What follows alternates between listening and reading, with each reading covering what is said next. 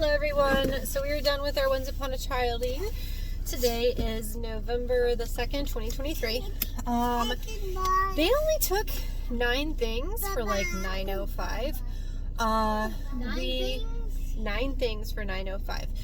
So what I do with the Once Upon a Child stuff is I put everything neatly in a bin or a tote, and I wait until I have about 5 or 6 of them, because I have a bunch of different miscellaneous totes.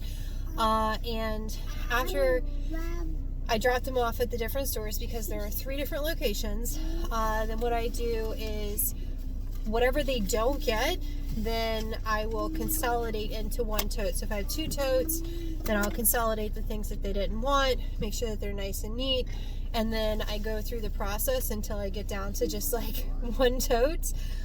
This time I have 2 totes, and so it's all the misfits. And it's really funny because like they'll pass on something at one location, or they'll pass on something one time, but then the next time that you bring it in, for whatever reason, they accept it.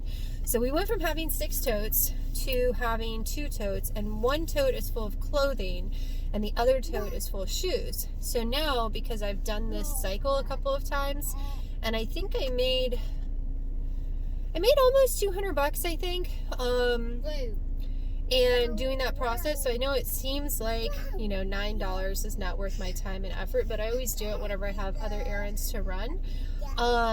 So from 6 totes of clothes that were primarily purchased at Once Upon a Child, to making $200, to getting down to 1 tote of clothes, and then 1 tote of shoes, I think that that's pretty decent. I think it was worth my time, because it was the one Gabriel's location, then it was the Glen Burnie location, then it was the Ellicott City location. Those are the 3 locations that I frequent.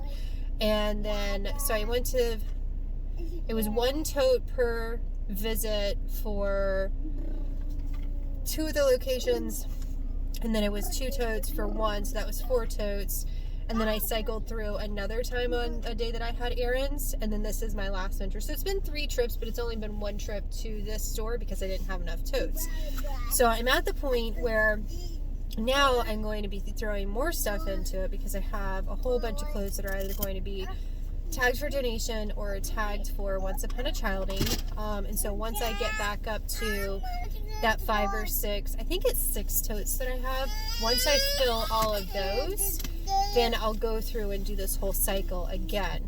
And then what I do, if Once Upon a Child is not going to accept like the last thing of totes, which is what's going on with this one, if I have time, then I itemize my donations. And if I don't have time to itemize my donations, then they'll just go through the roster again, and then the next time I'll do donations, because a lot of people just take the standard deduction for their taxes, and our family does not, because we donate a lot. And when you sit there and you itemize all the different things that you donate, it ends up being in your favor to take that standardized, or to take that itemized deduction instead of the standard deduction for the rate of donations and things like that. So it's just food for thought for you guys if you wanted to know about that. And then the beautiful thing is you're not stuck on it. So if you want to try, you know, January 1st through December 31st of next year to itemize all your donations, drop them off, keep your donation receipts, and then see if you can, you know, blow past whatever your standard deduction rate is, go for it. Because a lot of people are surprised that all those, you know, shirts and shoes and things that, you know, you don't even think about donating, or like, you know, you donated a toaster because you didn't need it anymore or something like that, it all adds up.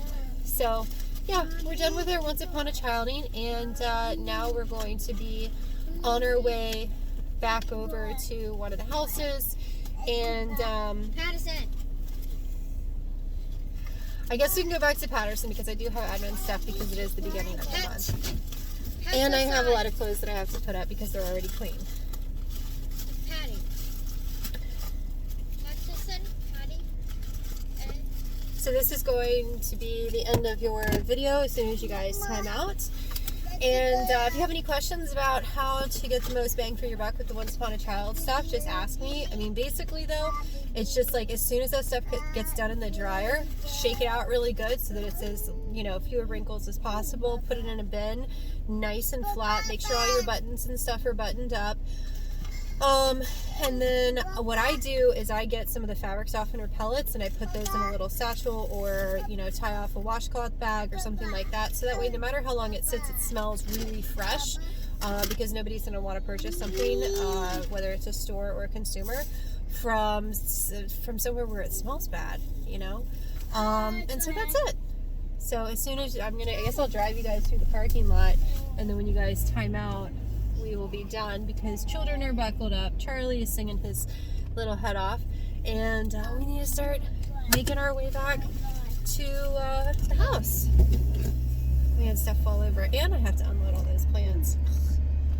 But they're pretty plants, and they will eat all the little VOCs and stuff, so that's good. And I don't have a stop sign, and you don't have a stop sign, so we're in this little standoff, and you're turning without a blinker. Use your blinkers, people. Especially if you're in a parking lot, because the other people could hit you in the parking lot. Bye!